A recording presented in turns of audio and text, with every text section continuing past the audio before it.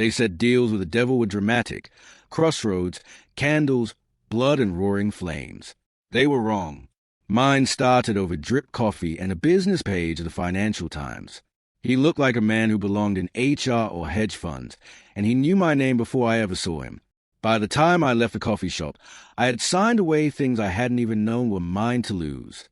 My name was Marcus Chen, the sort of name you find on email threads and mortgage notices.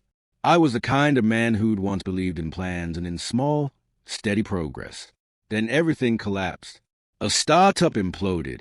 Investors pulled out when the numbers didn't match the slide deck, and suddenly every hope was a collection of late notices. Sarah left 3 months before, taking Emma, our daughter, with all the tiny artifact of a life I had been squandering, a favorite blanket, a chipped dinosaur nightlight, a voicemail where she still sounded patient. I was sleeping on the couch more than I lived in my house. I ate toast. I watched debt collectors leave polite, legal voicemails. My pride had long ago folded itself into pockets of shame. So when a man in a Navy suit smiled at me and called me by name in the corner of Grind Coffee, something in me that had already been bargaining with itself leaned forward. "Marcus Chen," he said without preamble, folding his paper like a priest closing a scripture. "Rough couple of months. Haven't they been?" I stopped. My coffee cooled in my hand.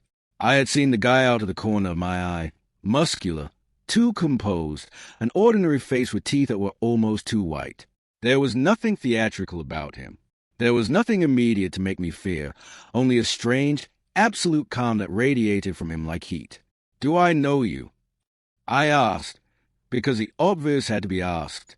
He smiled in that infuriatingly confident way of men who sell insurance. "Names are power," he said. "I prefer not to waste them." He offered me a chair without waiting, without pretending this was an intrusion. I sat there. The world outside the window was ordinary. Buses, a dog walker, a woman on her way to a meeting. Inside, time band. "I solve problems," he told me, "and you have a portfolio of them." That was where the sales pitch began, spoken in a rhythm that made the words land like currency. He opened a leather folio and produced photographs. My house, a street view, a snapshot of Emma's school, a grainy image of Sarah's apartment from some public listing. He did not ask. He stated facts, foreclosure pending, credit shredded, partners avoiding my calls. Every detail was pinprick accurate. Every sentence was a narrowing ring. "How do you know any of that?" I asked, and my voice sounded smaller than it felt. He leaned forward. "I make it my business to know what will make you act. How badly do you want to fix it, Marcus?" There's a point in every desperate person where reason loosens its grip. For me, it was the image of Sarah's voicemail. How hopeful she sounded when our daughter clung to the line, and the notice folded in my pocket like a hot coal.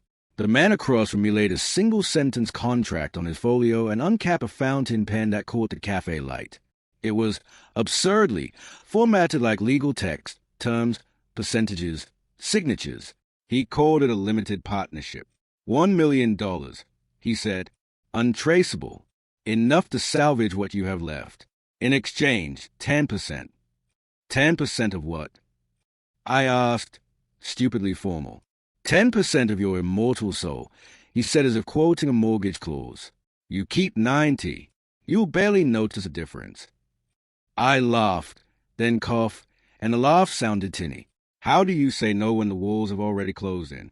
How do you measure the worth of a roof over Emma's head against an intangible remainder you'd never really attended to? He did not use metaphors. He used spreadsheets. You'll be more pragmatic, he said, less concerned with certain moral complexities. He spoke of spiritual equity with the same blandness people use when describing stock options. He told me the changes would be subtle. That's why he used small seismic shifts, each concession gaslit as efficiency, rationality, pragmatism. My hand accepted the pen like a buyer's at a closing table. I signed. The world shifted the moment the nib left the paper. It was not a thunderclap nor an inferno. It was a bright, focused clarity, the mental equivalent of cold coffee finally warmed to the right temperature. I felt acute, alert, able to see levers where previously there had been only noise. He slid the signed contract back into his folio, and the folio closed like a lid, as if an invisible lock clicked. Pleasure doing business with you, Marcus, he said, extending his hand. His skin was warm, human. He left the cafe with a nod and a promise. The money would be there by morning. And it was. $1 million. Clean, absent from any suspicious ledger. I used it to save the house. I called Sarah with a new tone and a new certainty and somehow convinced her to give me a step, 2, then 3. In 6 months, I had a company again. I had parties, champagne, cash flow. I had a car someone else would envy. The changes were precisely what he had promised. Small, then cumulative. I renegotiated contract with a shock's patience. I cut a deal to buy out a failing competitor at a number that made my stomach turn, then repent, and then feel justified.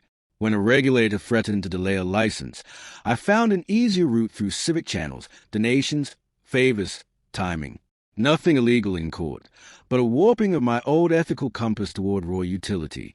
I told myself I was merely becoming competent, decisive. Who wouldn't, under pressure? The man returned on a rainy evening to the back booth of a downtown restaurant, always the same suit, always the same smile, smelling faintly like money and the citrus soap of a businessman who never spilled regrets. "Congratulations on Henderson," he said. "A major acquisition."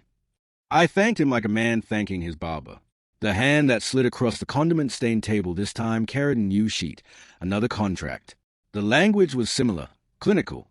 "We exceeded expectations," he said. "I need to renegotiate." Renegotiate? I repeated. I knew the dance now. He counted accomplishments like profits. "What are you asking for?" "Another 15%. He said it like someone asking for more capital. "That puts us at 25% total." "You said 10. I said 10 was reasonable. I also said my resources were active investors. He smiled that way that made you feel both seen and thoroughly owned. "If we don't adjust, miracles," his voice dipped with genteel menace, "tend to recede." It was extortion made elegant. He did not threaten in the crude sense. He offered probabilities. Misbids, audits, a leak to a reporter. The dreadful image of watching our house slip away returned like a film on loop. I signed again. 25% was a point where things changed more tangibly. Decisions I had once agonized over became swift, surgical. I can a supplier who couldn't meet a deadline and watched their employees scatter like paper dolls. I blackballed a manager who questioned an invoice. I rationalized. The mirror in which I once saw a man ashamed of cutting corners reflected instead a man who was efficient, formidable, unsoftened by conscience. Sarah came back. Emma called me daddy again. The school letters praising academic placements arrived. The house hummed with the illusion of peace. But at night I woke from dreams where hands, familiar, my own, were staying with other people's livelihoods. Months later, at a soccer game where Emma ran and scored with the messy joy of a child unaware of ledgers, the man sat beside me on the bleachers and delivered the next slide of terms like a doctor informing a prognosis. "Marcus," he said quietly, and for the first time something like seriousness creased his face, "you're dying." The word seized me. He told me the diagnosis, pancreatic cancer, would be rapid and uncompromising. He did not fabricate symptoms. Rather, he described a future I could taste: weight loss, jaundice, hospital rooms while Emma learned to draw without my commentary, Sarah reading notes from a life in the single present. It wasn't cruelty. It was logistical certainty, sold with the same detached efficiency he had shown the contracts. The only cure he offered this time was enormous. 35%, he said. 90% total. I cure the cancer. You live. 90%. I echoed, the number thinning me. 10% of myself left. My moral anchors, my ability to feel mercy, to recall, would be reduced to a statistical remainder. What if I refuse? I asked, though I knew he had a way of making options look like illusions. "You die," he said as plainly as were the forecasts. "Slowly and publicly. Your daughter will stand by hospital beds. Your business will collapse. That is the alternative." He was right. He had been right at every corridor of choice. I had made the first decisions. I had signed my hand to the pen. Each increment of surrender felt necessary then, and necessary always felt like wisdom. So I signed again. 90%. The change was not subtle. It was a reprogramming. Ethics blurred into calculus. Empathy detached like a muscle severed. I no longer tasted regret when I foreclosed on families who owed me money. I no longer paused when a contractor's plea trembled. I optimized human beings into resources as naturally as breathing. And still, the man returned. The meetings were no longer chance encounters. They were scheduled appointments, cafes, restaurants, the bleachers at Emma's school, where he sat in impeccable tailoring and proposed another phase of terms. Each time, his requests were couched in logic that made shuffling children into better schools sound like charity and the extradition of ethical discomfort as stewardship. His voice never rose, never threatened with theatrics. He simply presented outcomes and left the final act to me, sign or see those outcomes dissolve. Finally, on a quiet Sunday with the afternoon sunlight soft and domestic, he visited my home office. I had the world that one signs you build, a house that kept its heat, a business that expanded, a wife and child who made small happy noises in other rooms.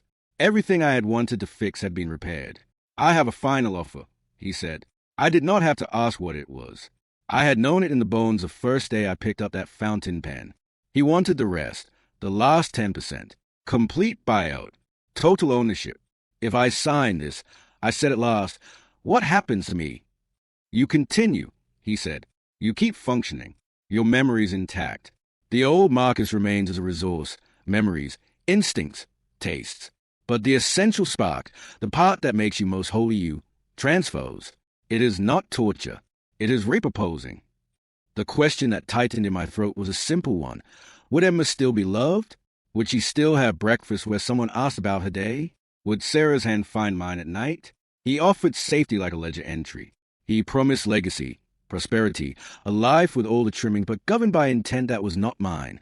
For months I had been giving up slices, 10, then 15, then 35, and convincing myself each time that the work I had done was my own. This final act would be the culmination, the tidy end where a man could smooth the sheets and feel free. When he asked me my name before I signed the last paper, it felt like a mockery. I had, over the course of the deals, been made to understand that identity was commodifiable. What's your name? He asked. You can call me Marcus, he said, smiling, but it wasn't me. I signed. There was no thunderclap, no brimstone spectacle, only the sensation of something lifting like a tide. The man who had sat opposite me at the coffee shop folded the last contract and, for the first time, looked almost pleased. When he spoke at the end, his voice was soft and infinitely patient. You will do well, he said. You will be efficient. You will be loved and admired. I left the office in a state that can only be described as procedural serenity. The world retained its color and texture.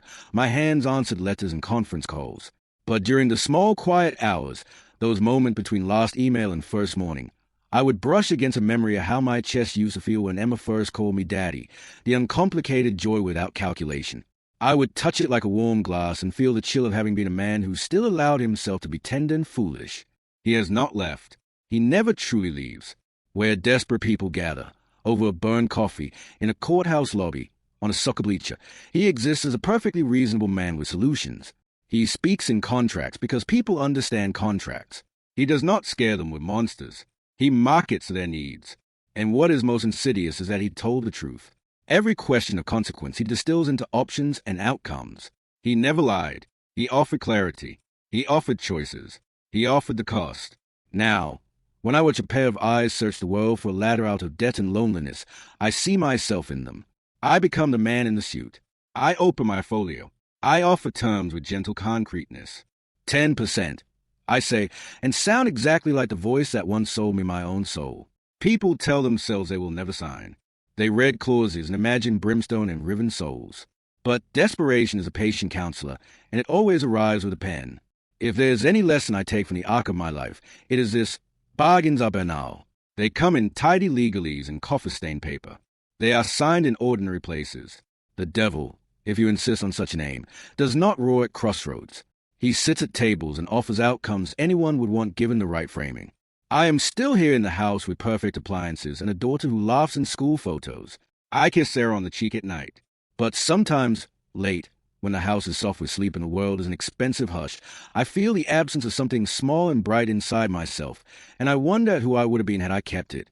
And then I remember the details: the foreclosure notice, Emma's small, disappointed face, the cold in the car when I had nowhere else to go. I remember the bargain I walked into with my eyes open and the precise, rational reasons I gave myself for doing so. They were all reasonable. They all seemed obvious. Until the night I realized something far worse than damnation. I'm not the only one who believes this is a good deal.